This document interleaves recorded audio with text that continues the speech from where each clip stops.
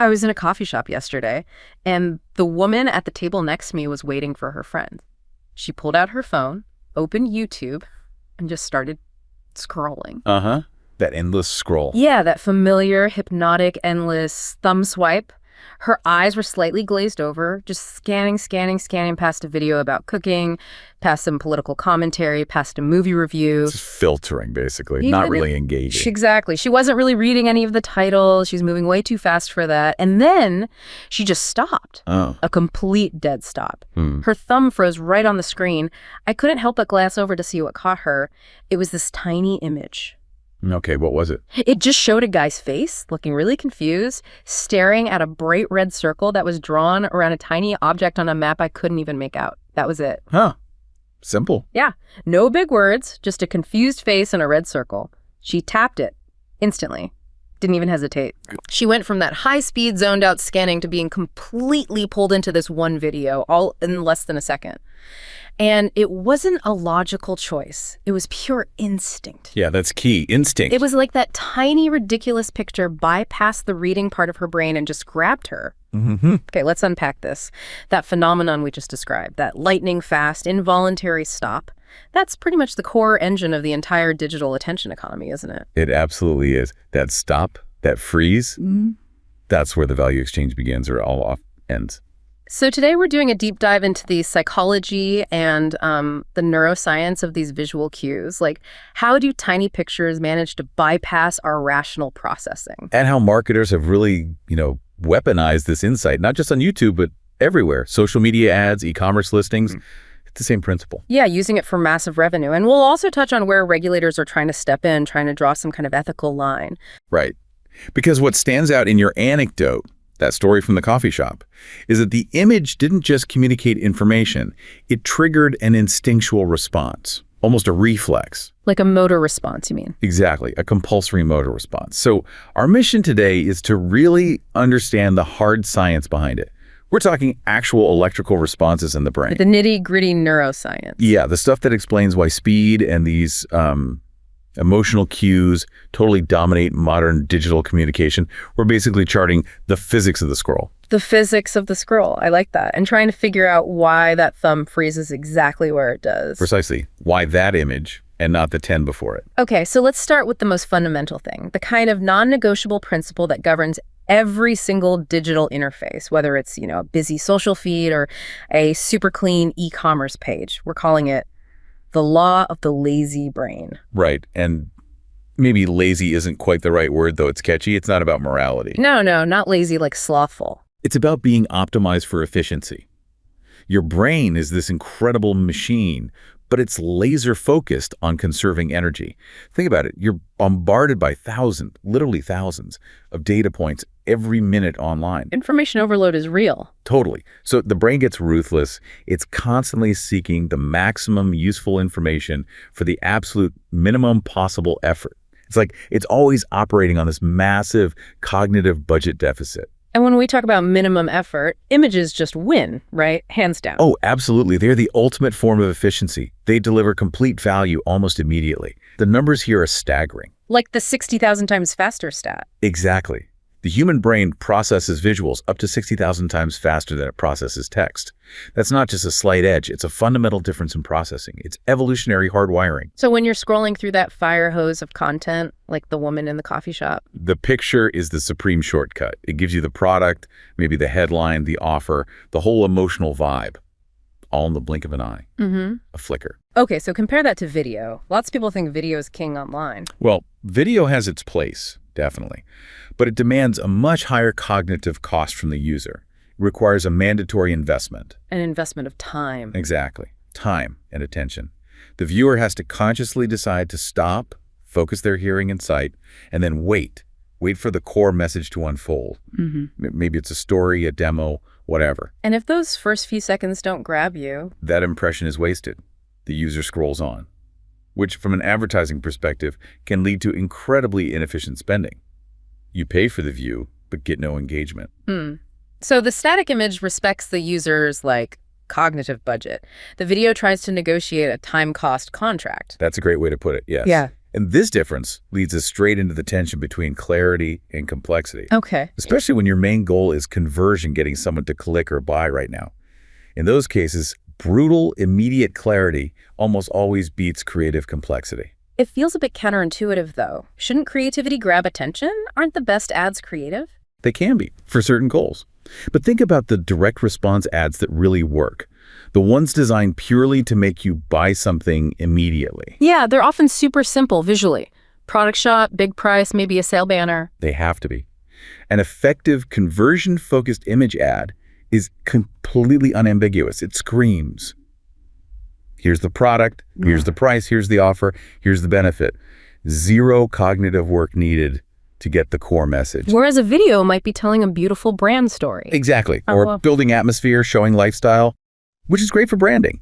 But in doing that, it can sometimes bury the crucial commercial bit, the price, the discount code, the urgency, like 5 or 10 seconds in. And by then, the user's lazy brain has already decided the effort isn't worth it, the thumb's moved on. The potential conversion intention never even got established. Okay, but if everyone starts making brutally clear, simple, static images, doesn't that just create a different kind of noise? How do you stand out then? That's where the strategy flips. That's where pattern interruption becomes so critical. Okay, explain that. Imagine your typical social feed right now. It's just chaos, right? Auto-playing videos, bright flashing colors, moving text, animations. Yeah, sensory overload central. So in that kind of saturated, high-motion environment, what's the biggest pattern interrupt? Paradoxically, it can be a static image, something calm, quiet, maybe highly aesthetic. Like an oasis of stillness. Exactly. It functions as this sudden, quiet moment on a really noisy highway. It's a literal rest stop for the eye. So it grabs attention not by being louder, but by being simpler, quieter. Precisely. It offers a sudden reduction in cognitive load. The brain gets this momentary relief, and because it's unexpected, it pauses. It stops to examine the stillness. And that pause. That pause is everything. That's the opportunity. Which brings us right back to my coffee shop story. The confused face, the red circle. That wasn't just a calm image, though. It was kind of jarring. Right. That wasn't just pattern interruption. That was full-blown clickbait. And clickbait runs on a different engine. It uses deep psychological triggers. And the main one is the curiosity gap, right? Yeah, exactly. The curiosity gap. Yeah. It's brilliantly defined as that space, that void between what you currently know and what you suddenly desperately feel you need to know. So it's created intentionally. Yeah. By ambiguous visuals or headlines. Absolutely. Things like, you won't believe what happens next. Or in your example, that guy's confused face staring at an unknown object. It's designed to create an information void. Okay, so that confirms my feeling. The confused face wasn't actually trying to tell me something. It was trying to make me feel uncomfortable, unsettled. It creates cognitive dissonance.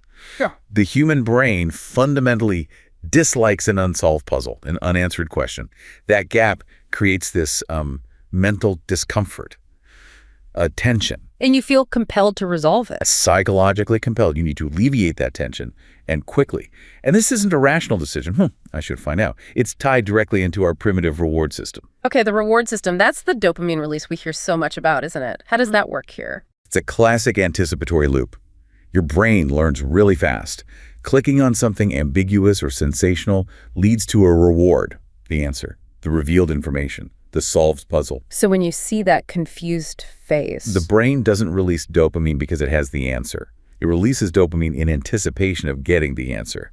Just seeing the cue triggers the potential reward signal. And that anticipation feels good. It feels very good. That dopamine surge is incredibly potent, and it reinforces the clicking behavior. It basically trains you, through operant conditioning at lightning speed, to click on similar cues in the future. So you click not because the video itself is necessarily valuable, but because the chemical urge to just close that curiosity gap is overwhelming. Pretty much.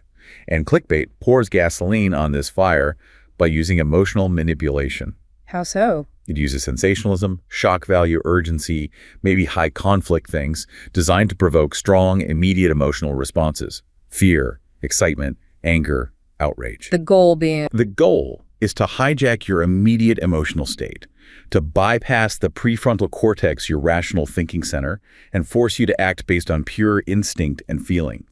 That confused face isn't just saying, I'm confused. It's implicitly saying, I am shocked and you should be too.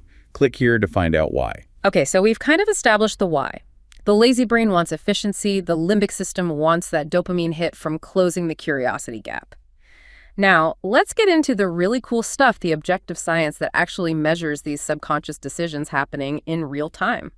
Right? Understanding that split-second involuntary stop, that freeze-frame moment, it needs more than just asking people why they clicked, right? Surveys are okay, but... They're notoriously unreliable for subconscious drivers. People often rationalize their clicks after the fact. To really see what's happening, you need to look directly at the brain. Which brings us to the neuroscience studies using simultaneous EEG electroencephalography and eye tracking. Yes, this combination is critical. It shifts the whole thing from just observing behavior to objectively measuring the underlying neural processes. EEG records the brain's electrical activity with millisecond precision. So you see the brain react as it happens. Exactly. And the eye tracking confirms where the person is physically looking. But the magic happens when you combine them. You can see what the brain processes before the eye even consciously locks onto something. Whoa, okay. And these studies focus on specific brainwave components, like markers for what's going on? That's right. They identified two key components that act like an early warning system and then an emotional scorecard for the brain. Okay, what's the first one? The first is called the P200 component. Think of P200 as the brain's initial automatic, whoa, what's that? Signal. It's a positive spike in the brainwave that happens incredibly fast, like 160 to 210 milliseconds after you see something. Milliseconds. That's almost instantaneous. It basically is. It tells us about early automatic attention and initial sensory processing. If the brain flags something as potentially important or relevant, the P200 amplitude changes. Okay, that's the early warning. What's the second component, the emotional scorecard? That's the LPP, or late positive potential.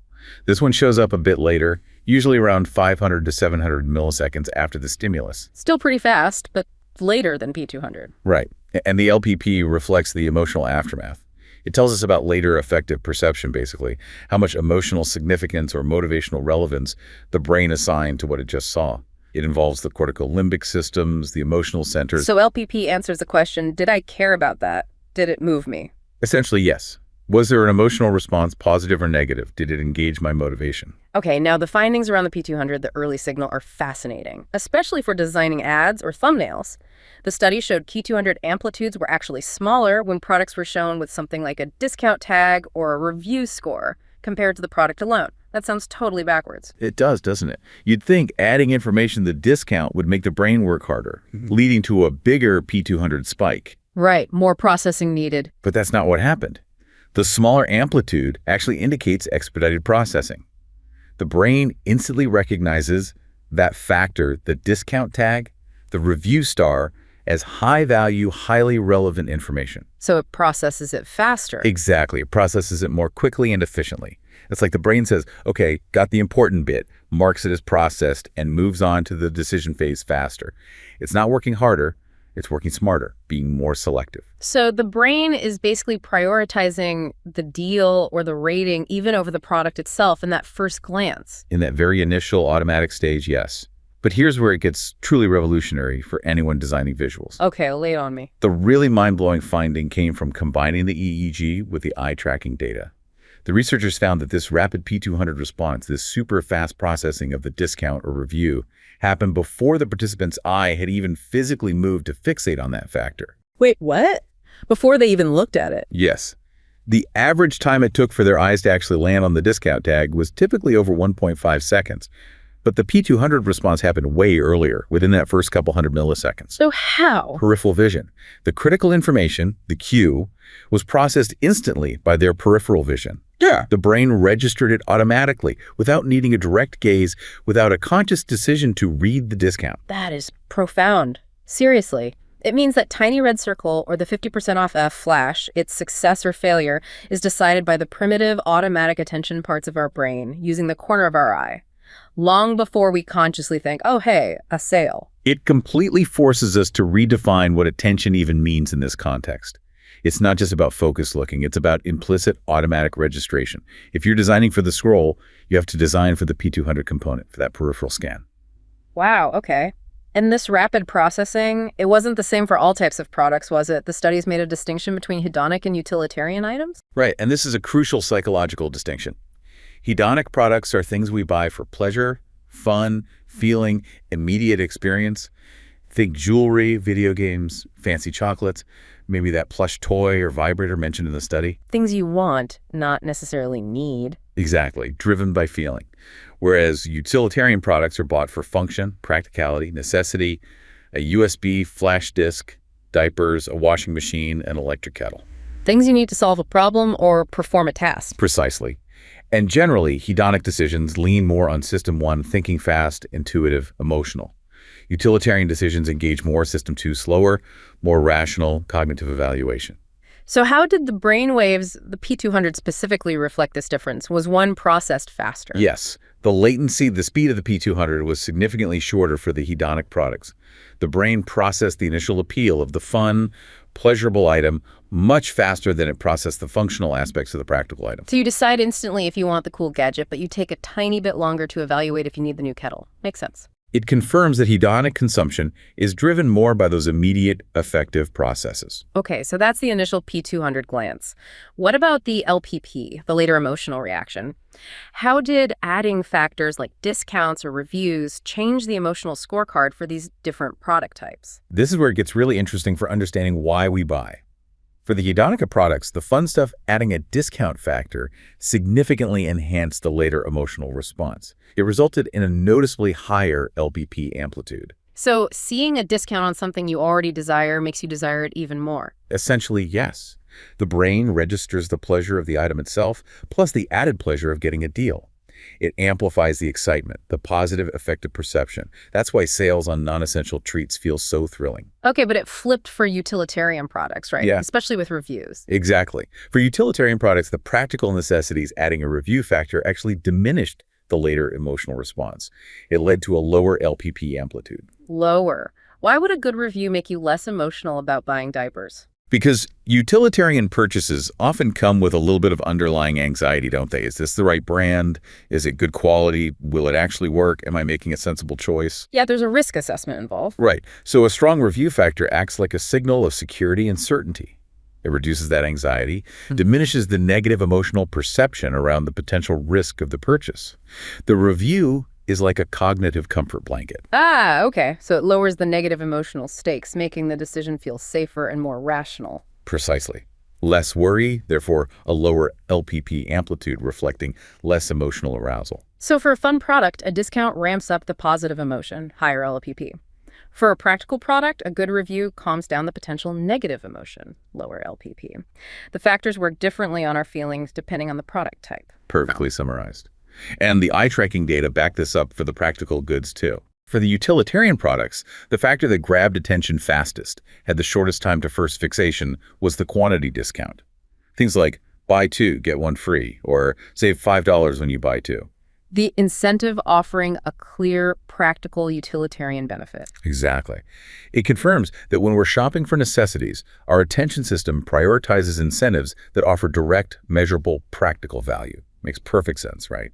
Okay, so this objective data about peripheral vision catching discounts, about reviews, calming anxiety for practical stuff, this isn't just academic, is it? This is like the core design philosophy being used right now across major platforms. Oh, absolutely. Yeah. It's moved way beyond guesswork. The best practices you see in e-commerce visual optimization are essentially applied P200 and LPP optimization. Let's break that down for e-commerce first. How do you optimize visuals based on this? Well, the main takeaway from the neuroscience is reduce cognitive load to maximize processing speed. Successful e-commerce visuals do this in a couple of key ways. First, focal point placement. Meaning putting the important stuff where people will see it first. Sort of, but physically, it means strategically placing the product's unique selling proposition. The feature that really makes it stand out, where that peripheral P200 scan is most likely to catch it. If your phone case has a unique grip texture, that texture needs to be visually prominent, maybe even exaggerated slightly, right where the eye might naturally skim past. Designed for the glance, not just the stare. Exactly. And the second technique, often overlooked, is managing empty space. White space. White space dynamics, yeah. It's absolutely crucial. Using negative space effectively ensures a clean composition. It directly prevents information overload. So clutter is the enemy of the P200. Precisely. When a product image is visually cluttered, too many elements, busy background, the brain's P200 processing gets bogged down because it can't quickly isolate the key factors like the product shape or the price tag. Clean white space lets the brain instantly register the product and any associated factors like price or reviews without friction. And optimizing these visuals isn't just about getting that immediate click or add to cart, is it? It has longer-term effects too. Definitely. It impacts your overall site health and even SEO. High-quality, optimized visuals that clearly communicate value reduce bounce rates because people quickly understand what they're seeing. And search engines like that. Absolutely. Search engines interpret better user engagement, lower bounce rates, longer time on page potentially, and the trustworthiness signaled by clear visuals as positive ranking factors. So good visual optimization helps your search visibility. It's a virtuous cycle driven by visual efficiency. Platforms like Amazon seem to have built entire ecosystems around this kind of visual optimization. Can you talk about their tools? Yeah, Amazon is a prime example. They're specialized content tools, especially A+ content, which used to be called enhanced brand content. Right, I've seen that. It's like richer product descriptions with bigger images and layouts. Yeah, exactly. A+ content is basically designed to tackle the LPP challenge, the emotional engagement part. A standard text description doesn't do much for the emotional brain, but A+ content lets sellers create these immersive product narratives using rich, multimedia, big lifestyle photos, comparison charts, branded graphics, videos sometimes. So if the main thumbnail image is optimized to hit the P200, grab that fast peripheral attention with clarity. Then the A+ content below the fold is designed to engage the LPP, build emotional connection, reduce anxiety, or amplify excitement once the user scrolls down. Interesting. So it shifts from just information to actual visual storytelling. Precisely. It helps reduce that purchasing anxiety for the utilitarian stuff by showing it in use, comparing features clearly. And it amps up the excitement for hedonic goods by showing appealing lifestyle contexts. It reinforces confidence and helps build brand loyalty through a consistent visual identity, which is also key for things like Amazon storefronts, where the whole brand look comes together. Okay, this brings us back to that big debate, image ads versus video ads. We've kind of established images often nail the immediate conversion better because of that P200 efficiency, but is one format truly better overall? No, and thinking that way is the mistake. They aren't really competitors. They're different tools for different jobs in the marketing funnel. They target different neurological systems and achieve different business goals. Okay, so let's define those jobs. When is the super efficient image ad the right tool? Image ads are essentially the closer. They are best deployed for bottom-of-funnel BOF goals. Meaning people who are already close to buying. Exactly. Direct sales, immediate conversions. You're typically targeting warm audiences, people who've already visited your website, maybe added something to their cart but didn't buy. Retargeting audiences? Yes. And the message needs to be high clarity, high urgency, focused on an irresistible offer, 50% off today only. Last chance. 2+1 free.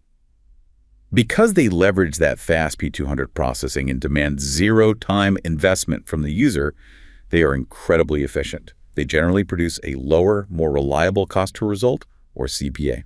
Okay, that's the closer. So when do you bring in the video ad, which you said has a higher cognitive cost? When does it earn its keep? Video ads are the storyteller. They become essential for top-of-funnel TOF and middle-of-funnel MOF goals. Reaching people who don't know you yet or just starting to consider options. Exactly. Cold audiences, people who need education, need to build brand awareness, or need that deeper emotional connection. That's the LPP development phase we talked about. Videos where you tell complex stories like the founder's journey, or do detailed product demonstrations, or answer nuanced questions about how something works or why it matters. So the higher cost per result is justified because the goal isn't necessarily an immediate sale. Right. The output you're paying for is brand equity, education, building trust, generating future interest. It's a longer-term investment compared to the immediate ROI focus of BOF image ads. So the strategic question isn't really which format to use, but rather what's the right mix based on where your business is right now? Absolutely. Yeah. You have to allocate your budget based on your current funnel health and business needs. If you're a brand new startup, you probably have a massive awareness gap, Yeah, right? nobody knows you exist. So you have to invest heavily in the storytelling power of video for TOF awareness. Maybe that's a 70% video, 30% image budget split initially. But let's say your analytics show you're getting tons of website traffic, but very few people are actually buying. You've got a leaky funnel. Lots of visitors, no customers. Exactly. In that situation, you need to immediately shift resources. You'd prioritize nailing those BOF conversions with super strong, clear retargeting image ads. Maybe you flip the budget to 40% video just to maintain some awareness, and 60% image ads ruthlessly focused on closing those warm leads. The brain data, combined with your business data, should dictate the budget split. Okay, we've spent a lot of time talking about how effectively these visual cues and psychological triggers can drive behavior, the click, the purchase, capturing attention. But there's a line, isn't there? When does applying neuroscience and psychology cross over into manipulation? That's where we get into dark patterns. Yes, exactly. Dark patterns are basically user interfaces or user experiences that are deliberately designed to trick or nudge people into making decisions they didn't consciously intend to make or wouldn't rationally agree to if they fully understood. Often related to privacy and data sharing. Very often. They exploit the same cognitive shortcuts, the same emotional responses, the same lazy brain principles we've been discussing, but towards an end that benefits the company, not the user. And regulators are increasingly viewing these as contrary to core principles like fairness, transparency, and data protection by design, especially in frameworks like GDPR. Let's break down some of the common types. You mentioned emotional responses. There's a category called stirring, right? Yes, stirring is all about emotional steering. This pattern uses language or colors or images to deliberately manipulate the user's emotional state, making them feel really positive and excited, or maybe guilty or anxious specifically to nudge them towards the less data protective choice. Can you give a concrete example? How would that look on, say, a cookie banner? Okay, imagine a privacy pop-up. The big button to accept all cookies and share everything is bright green, maybe have a thumbs-up icon, and uses really upbeat language like, yes, give me the full, personalized, super exciting experience. It might even have a cute mascot smiling next to it. Making yes feel like the fun, rewarding option. Exactly. Meanwhile, the button to manage settings or reject all is tiny, grayed out, maybe hidden in a corner, and uses slightly negative or passive-aggressive language like, no thanks, I prefer a limited, boring experience. It leverages that LPP response, associating negative feelings with privacy protection and positive feelings with data sharing. That's clearly weaponizing emotion against rational choice. Okay, what's another category? Hindering. Hindering is about friction. It deliberately makes the data protective option harder or more time-consuming to choose than the data invasive one. It often manifests as a longer than necessary design. Making privacy a hassle. Pretty much. The goal is to discourage users from protecting their data simply by making it require more effort. How might that play out in, say, a typical app sign-up process? Okay, maybe the default one-click sign-up automatically opts you into sharing your contact list and location data. Boom, done. But if you click the alternative, customize my privacy settings, you're suddenly thrown into a multi-step obstacle course. Like what? Step 1. A pop-up asks, are you sure you want to limit cool features? Step 2.